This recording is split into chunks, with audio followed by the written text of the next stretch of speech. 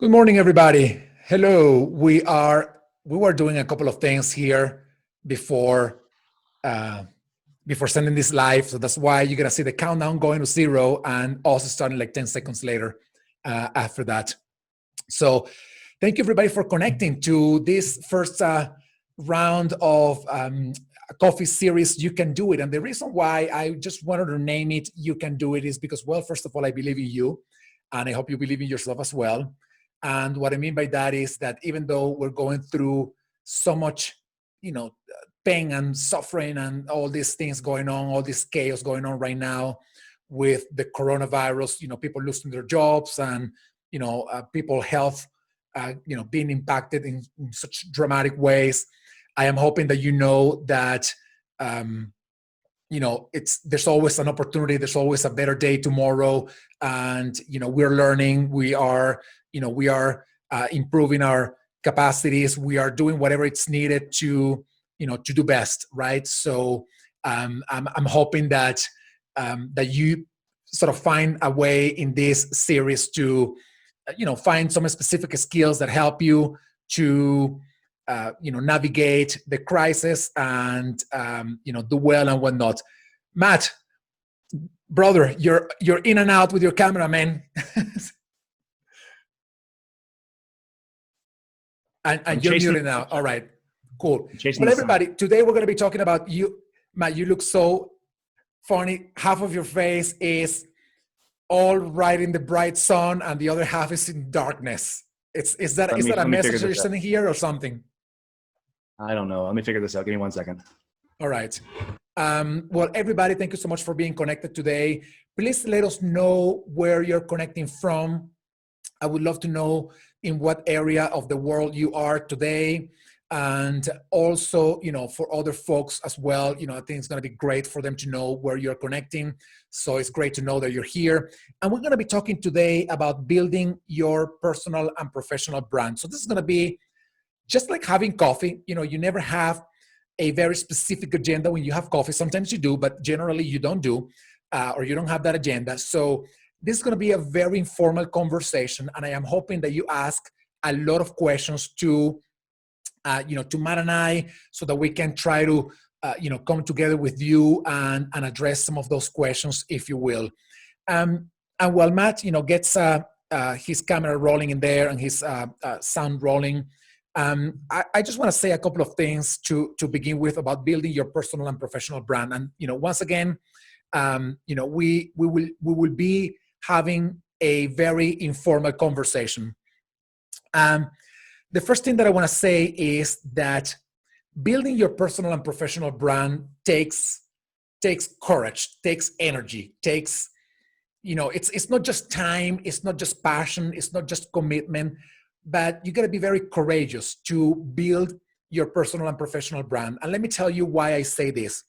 The moment you decide to put a message out there, the moment you decide to write an article, to comment on a post, to create a video, the moment you decide to put yourself out there, you immediately become a public persona, if you will.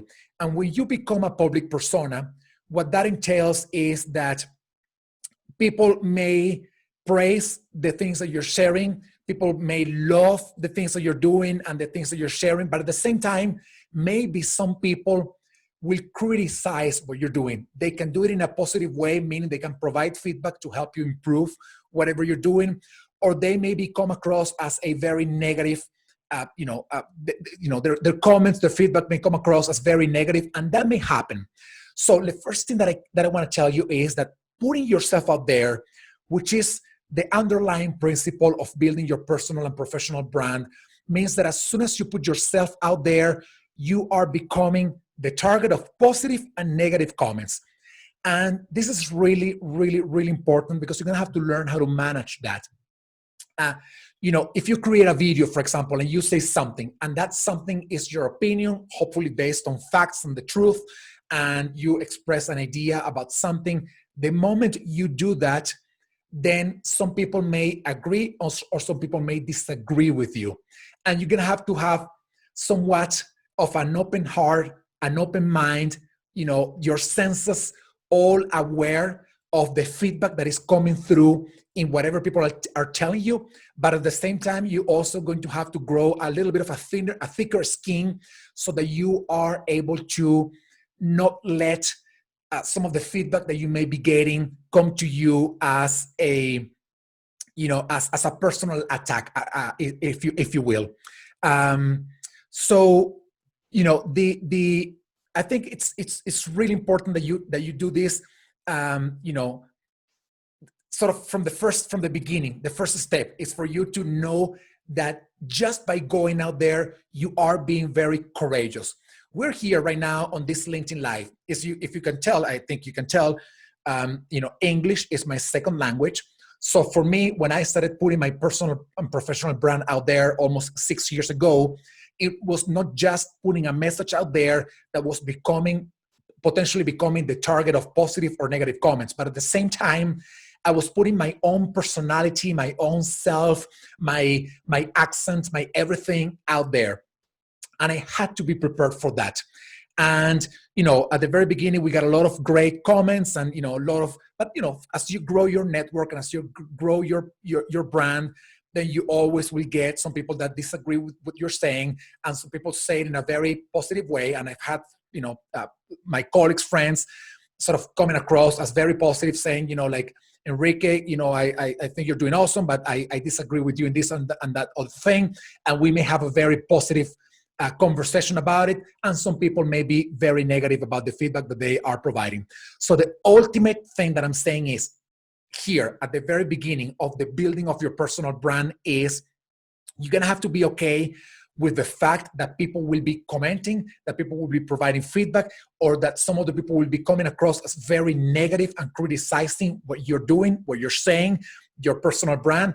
And you are going to have to take out of that the feedback that you think is important, the feedback that you think will help you grow, even if it's sort of embedded in the negative feedback that you're getting, some of the ideas that may help you improve your message, and you may need to discard some of the negative things that may be happening. So, so that's important for you to know at the beginning. So, Matt, are you here now, man? Because you'll be coming in and out with the camera. It's been a morning, my friend. Holy smokes. I can't seem to find the sunshine, but I completely agree with what you're saying. Personal branding at its very core starts with a big leap of faith. And I think for HR leaders that are listening or watching, I understand the reticence to want to put yourself out there. I get it. We're institutional knowledge would dictate that we stay behind the scenes, that we're modest, that we're supporting other people and enabling other professionals to have success. And I think that's certainly a primary focus of what we do. But let's also not be the cobbler's children, and let's also not let's not avoid taking credit and stepping into opportunities where we can really demonstrate our expertise. And I think, Enrique, right now, we're in the midst of the world's largest economic activity in the history of the human existence. There's a significant people element to that. And whether we think about whether it's the composition of workforces, whether we think about talent in a broader context, HR has a huge role to play in what's happening right now in broader society and broader organizations. And I really hope that we take the opportunity to, if you will, assert a bit of thought or assert a bit of perspective and opinions into the conversation, because we need to find a path out of this that, yes, looks after the economic principles in organizations, but also is human-centric as well, because ultimately there is a path on the other side of this global pandemic. And I think when we look back at this time, we will remember the people in the organizations that treated others well. Yeah. It's difficult. It's challenging. I was on a webinar last night, Enrique, with some colleagues from Singapore. So we were talking about doing things the right way. Most organizations are going to experience some form of workforce contraction, potentially some layoffs and some job loss. And that's not a function of mismanagement. It's a function of a huge global economic event. Yeah. In saying that, there's a way to do that and there's a way to not do that. And I think that even though there is this overarching issue behind us, we shouldn't suspend being just really good people and being really good humans. That's such a huge part of that. And it ties back into personal brand. Yeah. People are going to remember what you do, what you say, and how you show up in a time like this. And there is really, this is a great opportunity to really start to build your personal brand off of an event that we all can relate to. Yeah, that's fantastic. And by the way, once again, this is a conversation. I'm reading your comments, and I want to be responding to some of them. And Matt and I will be talking about some of those comments as well. I see a comment about in there about branding, and I know Luis, you are an amazing supporter and friend of our community. I gotta disagree with you though in what you're saying in there. The comment is the idea of branding doesn't fit my personality, which it's totally fine. But what I don't agree with is this idea of thinking that branding is selling something as if that was something bad. Um, the in my view, Matt, I want to hear your thoughts as well. And we're going to have, once again, this is a very laid back conversation, and I hope you come up with a lot of questions like this. If you don't think that you're selling yourself as a person, as a professional, as a brand, I think you're making a mistake. And I'm going to tell you why. There are almost 8 billion people in the world right now. If we were in the 1950s, maybe you would get a job by going to an office and, sort of giving your paper resume, and only the people who had access to going to that office, maybe taking the bus or the train to go to New York, Chicago, or whatever it was, to print out the resume and give it in person to the receptionist in that building, only those were going to be the ones who were going to be considered for a given job. Right now, we live in an era where everybody's connected. Everybody can participate in the job marketplace just by being connected in their phones. So that means that individually, we were competing for a job or for a place in the market, for a share in the marketplace with a handful of people before. Now we're competing with millions of people trying to do the same thing that we're doing, or trying to get the same job that we're getting, or trying to get the same market share that we want to get. So the idea here is, in my view, and you may disagree with this, but in my view, if you are not building your personal and professional brand and selling, selling yourself and selling your content and selling your ideas, and again, I'm not saying selling as something negative, more as positioning yourself as a leader, positioning yourself as somebody who can do a job in a great way, or positioning yourself as a company that can really deliver an amazing amount of value, then the ones that are thinking that that's important will take over, and we basically steamroll over you. And this is unfortunate, by the way, but this is the reality of the world in which we're living in today. So to me, the concept of personal and professional branding, as I said before, it starts with being courageous and fearless about the fact that when you put yourself out there, you are at the mercy of people providing positive and negative comments to what you're doing. But at the same time, you are selling a brand. You are selling yourself either as a potential employee or as a potential company. And you see it, when you're gonna try to get a job, right? You try to put your resume, you want it to be the best resume. You want it to have, that's why you get resume consultants, because you want your resume to be better than the other resumes that are getting to that company. If a company is doing an RFP, for example, for a consulting service, you want your proposal to be the best vis-a-vis the other proposals. That's selling. That is selling. It's not a negative thing. It's a selling. It's the basic concept of selling, and I think that's very, very important to acknowledge, if you will. Matt, any thoughts on that end? About 1,000. I think you're right. I think so. First off, let's just call out the elephant in the room. Selling is a negative word for some people. Yeah. So there's a negative connotation. It's almost like selling implies that there's almost like you're playing fast and loose. Maybe you're not being fully transparent. Like there's a negative connotation for some people when it comes to selling. And I think you've articulated it well. Selling isn't necessarily a financial transaction, and it isn't predicated on one person. It's not a power dynamic. It is the exchange of information, and it's allowing the people that you're interacting with to understand the value of what you have to offer. And I understand the reticence, again, to kind of put yourself forward, because if you feel like you're putting something in front of people that they don't really want, and that feels gross. That doesn't feel good. I wouldn't feel good doing that either. But I think that when you're looking at selling in a personal brand context, what you're really doing is signaling, not selling, signaling to the market what you are and what you stand for. And when I think about the economy going forward, resumes have limited utility. Resumes are Yeah. a document that speaks to very specific elements of your background. It doesn't tell me a lot about how you do the job. It doesn't tell me a lot about how you work within teams. It doesn't tell me a lot about how you respond well or don't respond well in a crisis.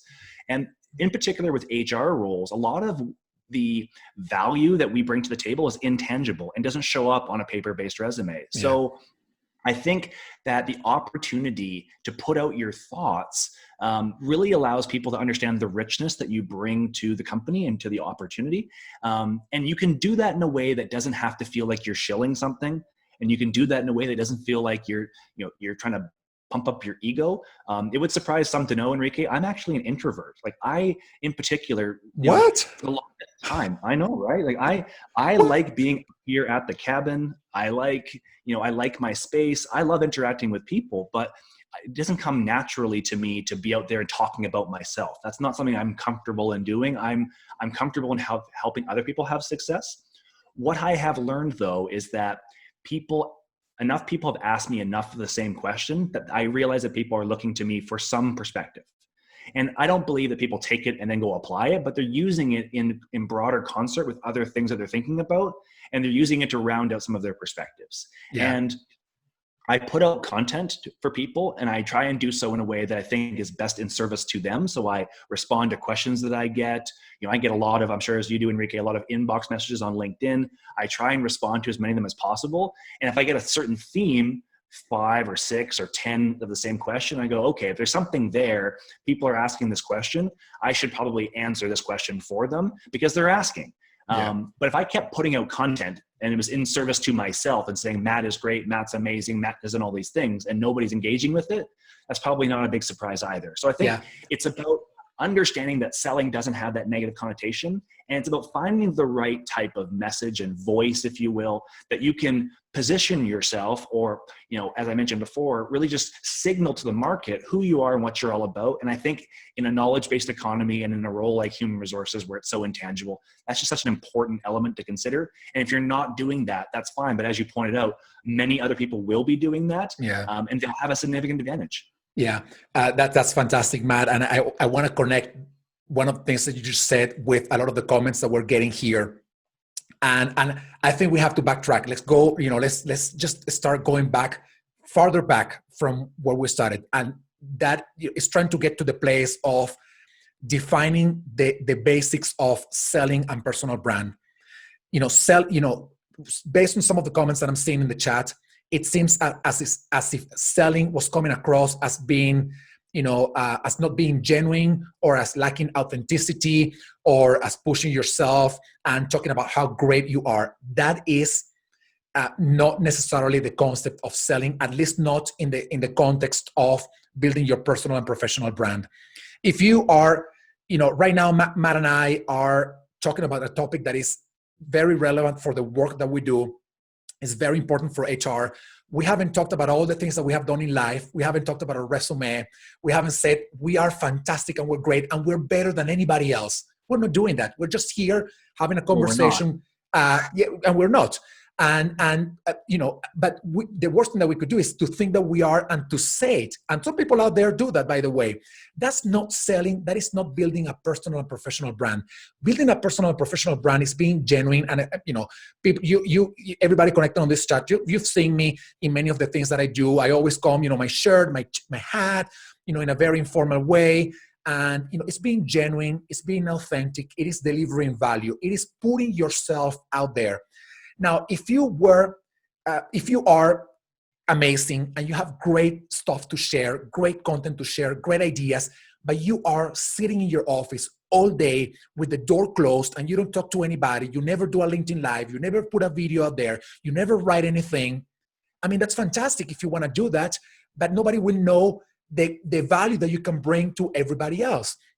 So to me, we have to break this idea. We have to sort of take away this idea that selling is by nature something negative. Some people have made it something negative. Unfortunately, it is not something negative. If you do it in the right way, if you build your personal and professional brand in the right way, that's the way to sort of stand out of the crowd and tell everybody else, this is the value that I'm delivering, and I'm being genuine, and I'm being authentic, and this is the value that I'm bringing to the table.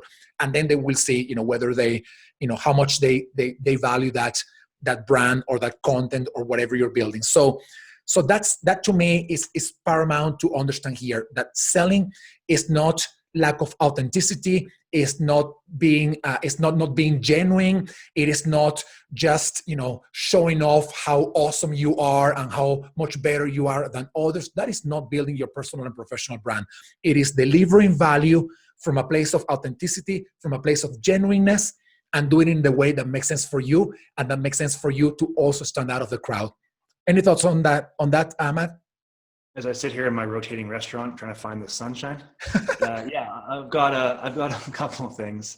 I think you're spot on, and I would say, even for those who don't want to go that far, so those who are uncomfortable with the idea of this is the things that I've done, you could even start with something as simple as, this is what I stand for.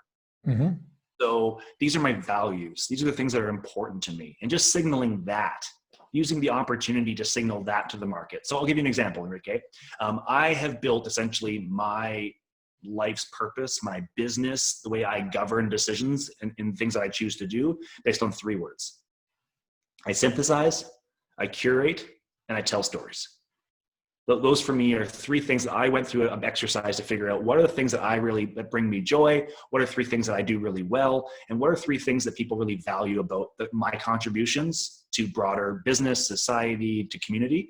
And I ended up with those 3 words. So those for me are really, really important. So I talk about topics that are in those 3 threads as much as possible. It's why it's not a coincidence that I'm working mostly in HR technology and data and processes, where we're synthesizing very complex concepts within organizations and trying to make them digestible and actually a solid user experience for the HR folks and then the employees in the organization. I think that's illustrative of an example that you can say, maybe perhaps you believe that workplaces, I hope you believe that they should be more human-centric. Signaling that to the market, signaling that on your profile, talking about that with people in a public context isn't deep branding, and it's not you pumping up yourself and trying to look like you're somebody special. It's you just saying this is what you believe in. And I think I think people today want a level of transparency about each other. We want to know where each of us stand on the issues that matter. And like you said, some issues matter. The fact that you and I are both wearing hats right now, and I can only have half my face apparently illuminated, not that important. But what is important is that you and I have similar values about giving back and about an exchange of value, where for every $1 that we're able to generate through our own businesses, we're giving back at least 10, if not 20, in exchange for just giving stuff away, democratizing access, trying to enable people and lift them up and support them. That's a value that you and I share. But if you were like, hey, Matt, I want to maximize the revenue potential of every single thing that we're doing, and I want to charge for everything, and profitability is number 1, we wouldn't work together. But you don't think like that. You and I think very similar. So I think signaling to that almost is like putting out a beacon to the people around you that think the same way that you do, and allows you to draw people to you. Enrique, one of the biggest things that I found, and one of the surprises that to me came first, is when I started to build a LinkedIn community, if you will, or LinkedIn audience. The way I did that was just literally telling people what I believed and telling people what I thought. And then people started to go, hey, I think that's interesting, or I think that too, or I don't agree with that. And that attracts people to the conversation. And those people then become contacts, they become connections, they become colleagues. But they wouldn't have been able to do that if I didn't share with them what I believed. Because then they wouldn't know. I'd just be some other guy with LinkedIn with the cheesy picture behind him and a bunch of stuff on his profile. So I think it's important to understand the viewpoint that sales, again, is not a negative exercise. It's really about transparency and informing people and providing value. What we're talking about now, we have not talked about anything today that involves revenue. Not a single thing. What we're talking about is culture, values, opinions. Those things are not, the currency in those things is not tangible. And I think that people need to understand that within a personal branding context. I mean, I'll be even more explicit, Enrique. I have never had more job offers in my life than when I started to become a consultant and started to signal what I believe in the market. Because recruiters and CEOs and other organizations say, hey, we like what you have to say. Could you bring some of that to where we work? So the irony is, the more I talk about the things that I believe, the more opportunities that I've received as a result of that, at a time when I'm not looking for a corporate opportunity. I'm very happy working for myself and supporting people and working with people like yourself. But these opportunities have come as a result of me just telling people what I believe. Not saying hire me for this job, I'd be an amazing CHRO, but these are the things that are important to me. This is how I solve problems. This is what I believe about teams and culture. And for people that resonate with that, they follow me. And for people that it doesn't resonate with, they don't, or we get in a really interesting dialogue. So I love that part of it. Yeah, no, that's fantastic, man. And one thing that I'm sure that you and I both agree on, and this is to address some of the comments in the chat as well, is, you know, and I don't want to sound, you know, too harsh on this one. There are many bridges out there that you can cross. And at the end of the day, it's up to you whether you cross them or not. If you are in a place where, you know, you don't want to, you know, build your personal and professional brand because you don't see the value in it, that's okay. I mean, nobody will come put a gun in your head and say, you got to cross that bridge and build your professional and personal brand because otherwise you're nothing. That's not going to happen. That is a decision that you have to make for yourself if it makes sense for you. I know some people feel uncomfortable with this, but that's not a reason not to do it. That's a different thing. If you don't think that you want to add value in this way, I respect it, and it's okay. Now, if you don't want to do it, even because you don't feel comfortable with it, even when you think it's valuable, then I'm going to push you, and I'm going to push you to cross that bridge. Because if you think that you have value to add, and you have something to say, and then you have values that you want people to know, and then you somehow can help others in one way or another, why not cross that bridge even when it is uncomfortable to cross it? So I want to give you a personal story. You know, my birth country is Venezuela. And, you know, 15 plus years ago, you know, when I was finishing my career as an engineer, I knew a lot about project management. That was one of my areas of expertise. And I decided that I wanted to help people in the poorest areas of Caracas, the capital city of Venezuela. And I wanted to help them understand better what project management was. So this is what I did. I had a backpack and I bought a projector. You know, back then it was a big one, you know, big projector. So I would put the projector and the computer in my backpack, and I would go out to the slums in Venezuela and, you know, gather people, of course, in a more organized way than what I'm saying right now, gather people and teach them how to do project management. Now, was that uncomfortable for me? Well, you know, if you think about me going up, you know, 2,000 steps up a slum, exposing myself to, you know, danger, and yet doing it because I think that I was able to add some value in that way. And at the same time, other communities knew, oh, this guy is doing that, you know, so I was building somehow my personal and professional brand, but not because that was my main objective, but because I was adding value and my personal and professional brand was being built sort of, you know, along the same path. You know, I did it. It was uncomfortable, but I did it. The worst thing that I could have done is just sit in my house thinking, oh, I could teach people how to do project management, but I don't want to walk those steps up the slum because, you know, it's uncomfortable for me to do it. You know, maybe I wouldn't have achieved what I thought, you know, I achieved by doing that. So the point here is that the difference in you making the decision of building your personal and professional brand is not whether you're comfortable with it or not. Because if you're not comfortable with it and you don't do it, I think you're missing an incredible opportunity. You may agree with this or you may disagree. You know, another thing that I want to, probably you haven't seen it, but if you go to the articles that I have written in my LinkedIn, if you go to the first article that I ever wrote in sometime in October of 2014, man, I read that and I'm like, I don't even make sense. Like none of that makes sense. You know, first of all, because it's my second language, and second of all, because it didn't really make sense. There's been an evolution in my process to be in the place where I am. So you will never, ever get it perfect. Never will you get it perfect because you're always going to be improving. So if you're courageous and you're fearless and you break sort of this barrier of, you know, the discomfort that comes with doing something that doesn't come naturally to you, and then you embrace the idea that when you do it for the first time, it's going to be imperfect and you're going to build from there, then I think you are in a great, great path. Matt, I saw you nodding a lot when I talk about writing the first article. Did you go through the same experience? Yeah, I mean, if anyone wants an ego boost, go check out my article, my first video that I shot in August of 2017, I think. So Enrique, for those who don't have time to do that, let me show you what the camera angle looked like.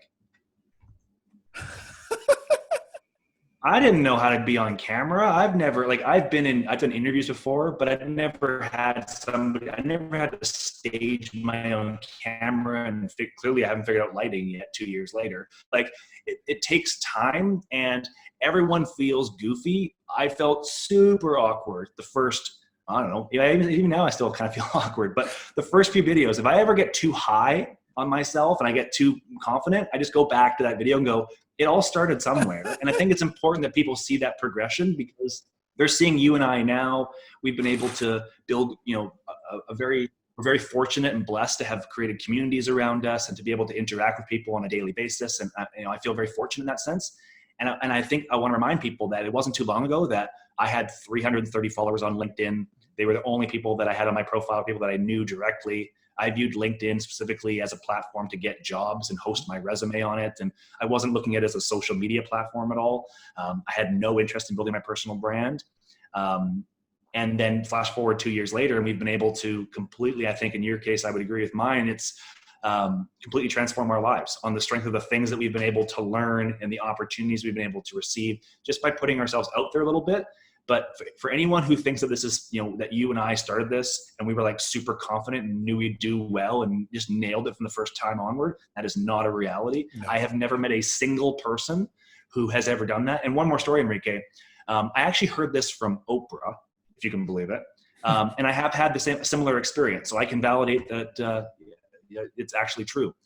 Every time I've recorded a podcast, every time, it doesn't matter if the person is a CEO of a Fortune 100 company or a famous author or somebody that's just in my local network that I've known for 15, 20 years.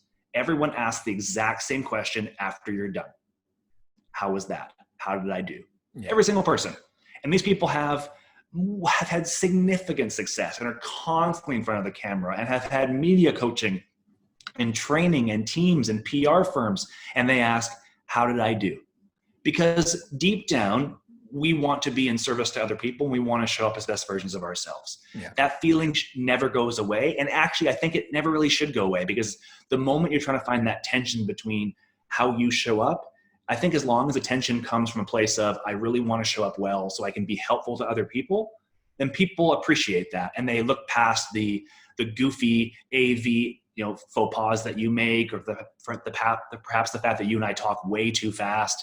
People get past all that and they see the value for what it is, which is some authentic people sharing their opinions selflessly and trying to be in service to other folks. And I think that especially now, we can't have too much of that. There's far more opportunities to solve than there are people to solve them. So what we're trying to do is scale our impact by sharing our thoughts, and hopefully people can take something from those thoughts and apply them back. And if they have follow-up questions, as I mentioned before, Enrique, they reach out, they ask questions, they talk to us. We engage with them in LinkedIn Lives or in our open office hours or in our interactions at events. That's the part of what I do now that I love the most. When I was in a corporate role, I had to, by necessity, look very inwardly.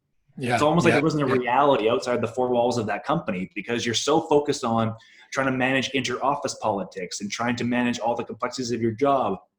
You don't realize there's a big wide world out there that's happening around you. And that the challenges that you're facing, somebody else is facing somewhere else. And the things that you've learned over your career, as insignificant as they might feel to you, are significant to somebody else. Yeah. So I try and remember that, and I just try and stay true to that purpose. And then I just mentioned, I ask people all the time, how was that? What's your feedback? What are your thoughts? There is a research, Matt, I don't know if you know about this, that was done, I think it was just in North America, and they asked people they provided a list, and they asked them, what do you fear the most? And the number one thing was public speaking, above dying. So that means that people prefer to die than to speak in public, which is ridiculous, right? But that's the way it is. And, we understand it. And I think for a lot of people, standing up in front of a crowd, which is at the end of the day, a way to build your personal and professional brand, you may see a comfortable person in there, a very, a well-positioned person who has already gone through, a lot of experience to be where they are. But at the end of the day, when they are standing in there, that doesn't necessarily come natural to them, and yet they are doing it. And I think, including myself, I'm an extrovert, but this was a process for me as well. And I got to the point where I said to myself, you know what? Yes, English is my second language, but if I don't write an article on LinkedIn, I don't think I'm going to be able to forgive myself, because I want to do it. I want to share these ideas that I have. I have a good friend of mine that he always would tell me, if you don't feel nervous when you are speaking in public, it's because you don't respect your audience. You feel nervous because you want to make sure that you deliver the best amount of value in the best way possible. That's why you are nervous. You're not nervous because you don't know your thing. You know your thing. You're nervous because you want to make sure that you do it in the best way possible. But to get there, there is a process. Now, there are a lot of questions about strategies. And I want to say three things here. And then, Matt, if you have other, other ideas as well. The first thing that I would encourage you to do is to think about what value, in a genuine and an authentic way, what value do you bring to your network, to your community. You're going to start with a beachhead, right? You're going to start with your niche, right? If your community is HR, or if it's sales, or if it's technology, or if it's marketing, whatever community it is, you're going to start there, and you're going to think about the value that you bring to that community. So let me give you one example. Maybe you think, I'm just giving this as an example. Maybe you are an expert in recruitment, in technology and recruitment. That's your area of expertise. And you do research, and you know about all the tools that are out there. You have compared them, and you see people asking questions all the time about the technology that is available, which one is best, which are the features and what not. So you start by thinking, what is genuine and authentic about me, but that I can transform into value that I can bring to my network and my community. So that is your first sort of task in your homework, if you will. So write it down. The first thing that, in my view, you got to do is, if I am being genuine and authentic, what value do I bring to the community? The second thing that you're going to think, this is in my view, is what avenues do I have to, or what outlets do I have to express that value, or to bring that value outwardly, not just me keeping it in my mind, but putting it out there. So maybe you think, what, I can do it in Medium, or I can do it on LinkedIn articles, or I can do it on Facebook, whatever it is. And then you design on a couple of avenues to start experimenting.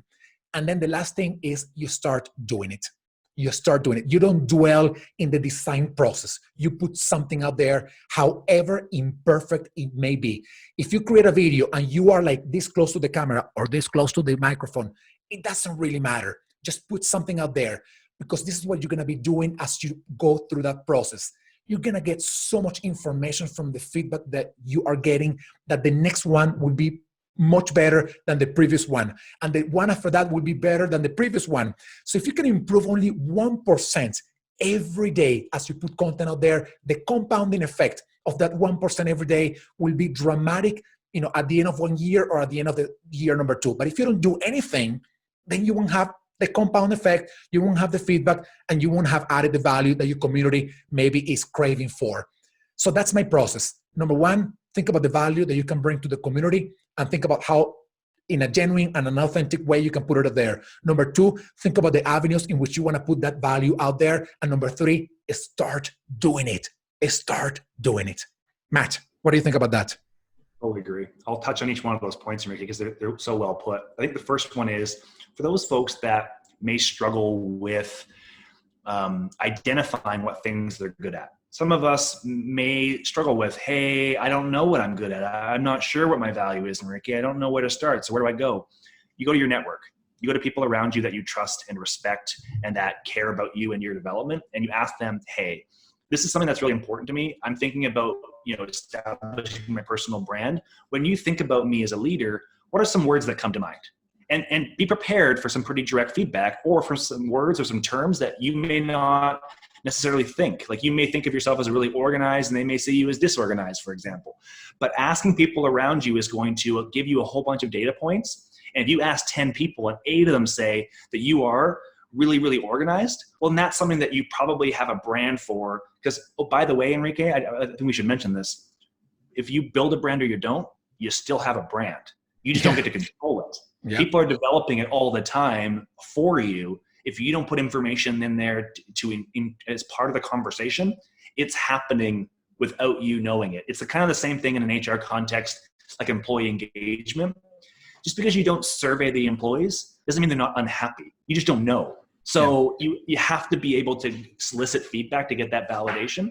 So I would say ask the people around you what you can be doing so that, give them some tips and some tricks around that. When it comes to the modalities and the mediums we use, this again, you'll build the strategy based on what really makes you feel good and what you enjoy doing. So Enrique, of all the mediums, I'm a writer. I like to write. I really enjoy the art of sitting down and brainstorming and writing things out. And my secret is that most of the things that I say, whether it's keynote addresses or blog posts or videos, generally starts from writing. That's generally the origin of most of my creative process. I'm not a huge fan of video, to be honest. Like video to me is my least favorite medium because it requires more complexity. I'm thinking about how do I look in addition to what am I going to say. For me, it's not my most comfortable medium, but I understand that there are people that like to consume content in video. So over course of time, what I did was I started with writing, and as I got more comfortable, then I started to put things in audio where no one could see me. Then as I got more comfortable, I started to do video. And as you said, Enrique, the last point is so well put. You just got to start.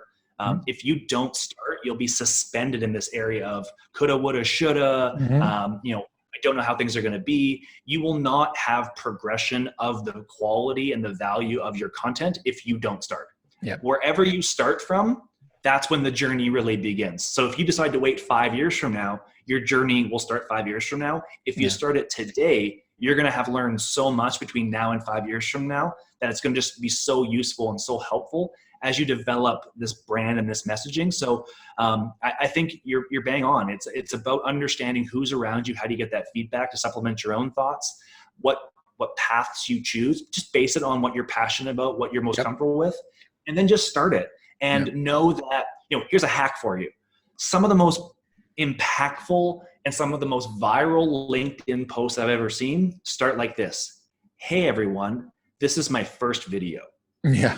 And then the community gets behind you. They understand that even if you put out a video today, you are still in the top 5% of all LinkedIn users that are producing content. Yes. The majority of people on LinkedIn are observing and they're not interacting with content. They're not liking, they're not commenting, and they're certainly not producing their own content. They're consuming content, which is totally fine. Yeah. Just you put up a real janky iPhone video would put you in the top 5% of all LinkedIn users in sharing content. Yeah. And you will have the support of all the people behind you if you decide to take that proverbial leap, provided you do so with humility. Correct. And adding some value.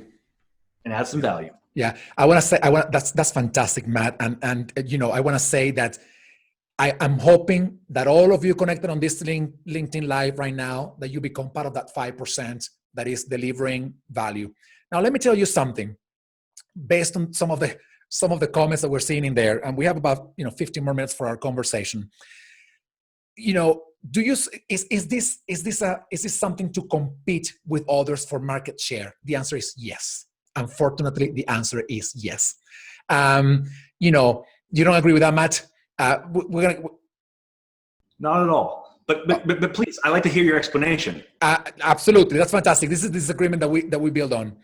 Right now in the world, there are thousands of people trying to get to the same market that you want to get to, and that's why I see this. I don't see this I don't see life as competing. I would love for it to be a place where everybody's collaborating and everybody's helping each other, and that's why I built a community for Hacking HR, because I wanted people to come together. And I always tell the HR consultants that are competing in the marketplace, but that are coming to Hacking HR, here you are peers learning from each other. But the reality is that in the job marketplace, that to get market share, if you're a consultant, if you're a company, you are competing with others that are trying to get to that space as well. And if you don't see this as a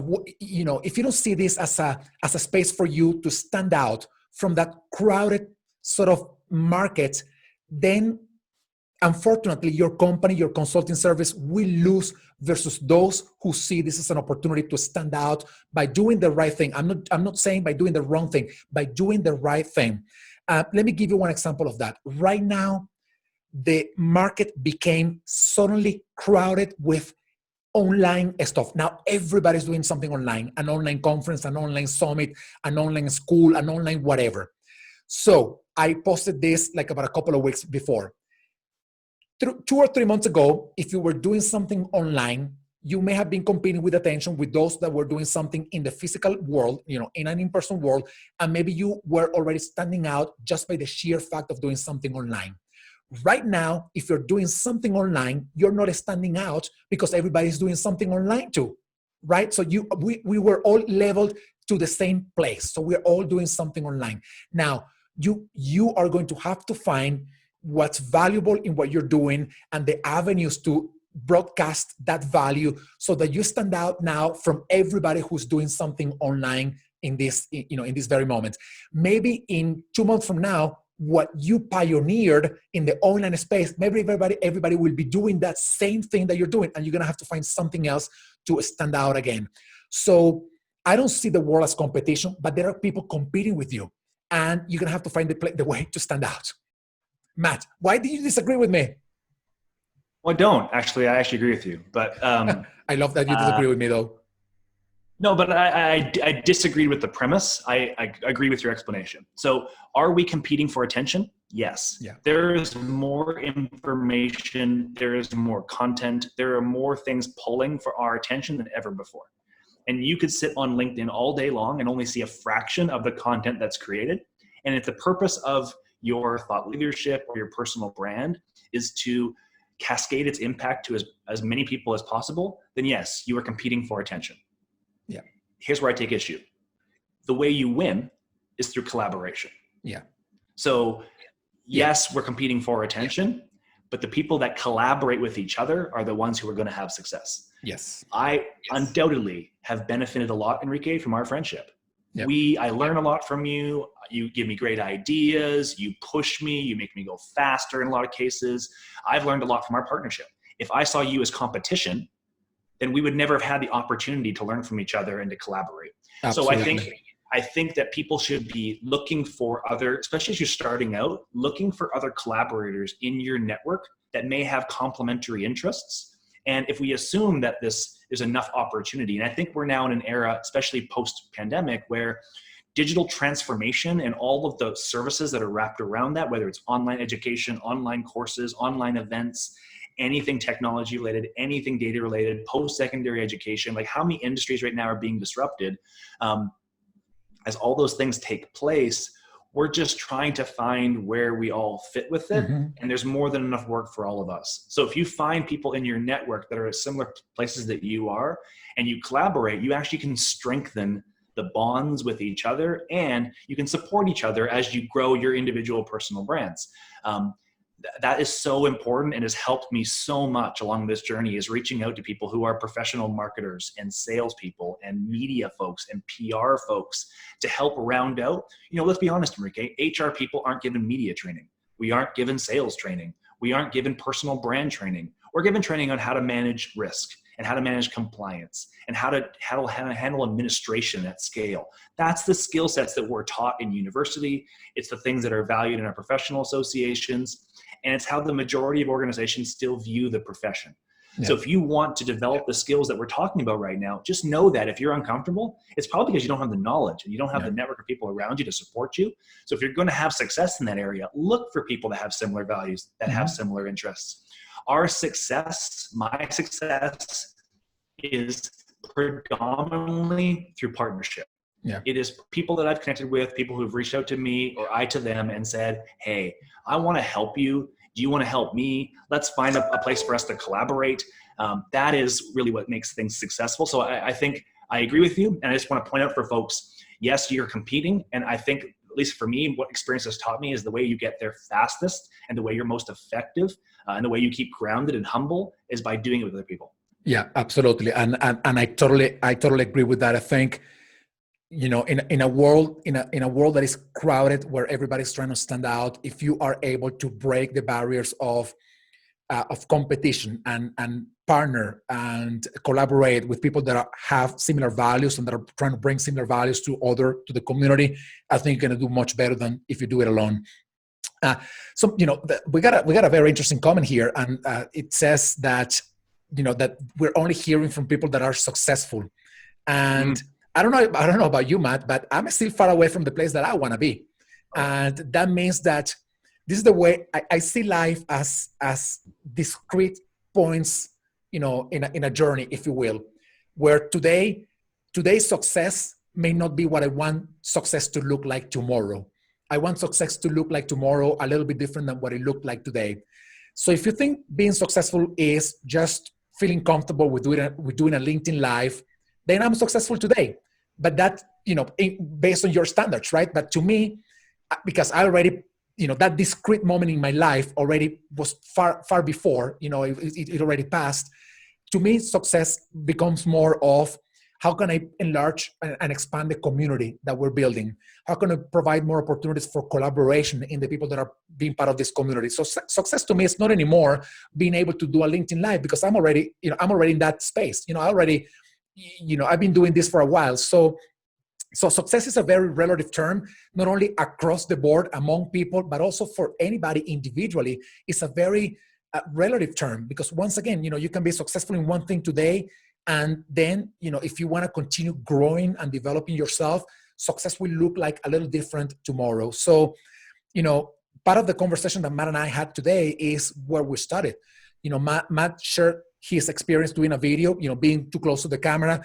I shared the experience of writing an article that didn't make sense, but in my mind, when I wrote it, I was like, wow, this is awesome. And, like 3 years later, I read it and I was like, this does not really make sense. I have no idea what I tried to say with this article. And, to me, success at that one moment was I posted an article. That was successful to me. Then for the day after, it was like, you know what? I can do it a little bit better. And then 3 years later, now I'm in a place where I can do videos, I can write a little better. So success looks different all the time.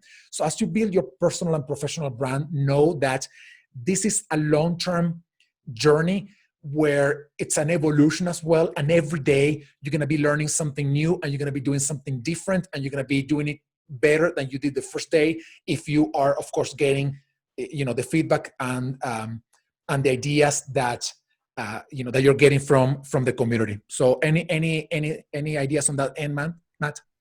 Yeah, I think I think you're right on. I think, again, we've talked about the future state where we are today, and it's easy to look back and go, well, you guys are experts, or you guys have some skills in these areas, so it's easy for you to evangelize something different. And you're right. Go back to my video from August. That's what success looked like. Success looked like me having the courage to write a script and put my face on camera and share it in front of the entire world. Because before that, I had never done it before. Mm-hmm. I wasn't on YouTube. I didn't have a big social media presence. I wasn't a big Facebook guy. Me putting a video on a professional platform, LinkedIn, where the majority of my professional connections could see the video, was a huge leap of faith. Because I had built a career over 20 years that I valued, that I spent a lot of time investing in my personal brand. And frankly, at the expense of other things in my life that were probably more important, I wasn't going to let that waste by producing a bunch of goofy videos on a camera. So I put a lot of thought into making sure that I showed up well. And even with all that, I look back 3 years later and go, oh God, like, why did I let myself do that? And that was success, because the mental hurdle to go from 0 to 1 was way harder than to go from, once the first video was out, the second one was easier. And the third one was even easier. And now I can come to these calls and not prepare and not write scripts and have conversations, because you and I have a relationship. We can just talk all day about stuff, and it's not quite as nerve-wracking. That in and of itself now, to me, is success. The ability to come up to these conversations, to be able to engage with a friend and have a conversation, that is such a huge leap forward. We're on a LinkedIn Live call. 3 years ago, I would have been terrified to be on a camera. So it's absolutely a journey. You build confidence along the way. You get that feedback and that support. And you got to start somewhere. Like I said before, everyone that I talk to, whether they are Fortune 100 executives or high profile authors or just regular Joes like you and I, they all ask the same question. How did I do? We all want to show up well. We all want to do well. And that's respect. That's respect for your audience, right? Yeah. And it's a healthy amount of respect. It's a healthy amount of humility. I never want to come in and go, I'm going to rock this video and I'm going to do this. And people should be so lucky to listen to me. Like, ugh, gross. Yeah. No, that's totally true. There's a principle in physics, and that is the friction between two surfaces. And always when you try to push something, try to push a fridge, for example, always the very beginning of pushing the fridge takes more energy than, making it roll. Once you break that first, the molecules are connected in there and whatnot. I love this stuff, by the way. So what I'm trying to say here is that always the first thing, the very first one, is going to be the one that's going to be the hardest, because it's the one that's going to break the inertia that has kept you in the place where you were before. I as a runner, I do a lot of running, and I have to put a lot of training in my running. And people always ask me, what is the most difficult mile of your races and your training? And I always say it is the first mile, because the first mile is the one in which I had to make the decision to actually go and run it. Once I'm running it, I'm just on a groove right now. But at the very beginning, it is making the decision of, should I go out for a run or should I stay at home just, watching a movie or something? So start, just start somewhere. We're wrapping up the conversation in a couple of minutes. Very briefly, well, Matt, if you want to say, some last words right now, but at the same time, I want to ask everybody to please say one thing that you learned today, and one thing that you're going to start doing after this call. One thing you learned and one thing you are going to start doing. So please post that on the chat. I want to see some of your comments in that. Any final thoughts, Matt? By the way, as we get to the end of the call, now you look way brighter, my friend. The lighting is perfect. It is. Now. Yeah, it is. It is great now, man. Yeah. It's a good thing we did this live and not recorded, right? Yeah, I know. Yeah, you would have been like, what happened with Matt's half face?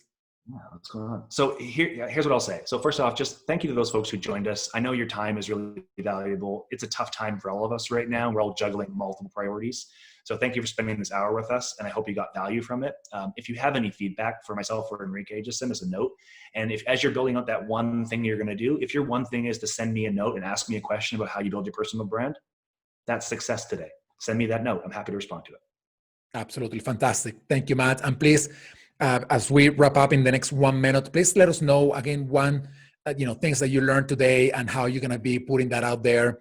And I want to say, first of all, this coffee series, we're going to be doing it every Friday at the same time, talking about very specific skills that you need to, embrace and master in this new, job marketplace, if you will. Just want to let you know that, part of the conversation and some ideas to let you go with, be fearless and courageous. When it takes a lot of courage to put yourself in a video, and, when you do it, however imperfect the end product is, you deserve the biggest kudos for having the courage to have done it. Then the other one for me, it is embrace the imperfections and move on in the evolution process to make it better. It's going to be imperfect. The first one most likely will suck, and that's okay. You will grow from there, and break the barriers of discomfort. Saying I'm uncomfortable by doing this is not an excuse not to do it. If you don't feel that's your thing, that's okay. I understand. But if you say I want to do it, but I feel uncomfortable doing it, that's not an excuse not to do it. Just push yourself, outside of your comfort and start doing the things that are uncomfortable, yet they get you further and further in the direction in which you want to be. Everybody, thank you so much for your comments. Amazing comments in there. And I'll see you, in the many things that we do with Hacking HR. And if not, next week in the next coffee series. Matt, thank you so much, brother. It was nice seeing you. Always, my friend. Take care and talk soon.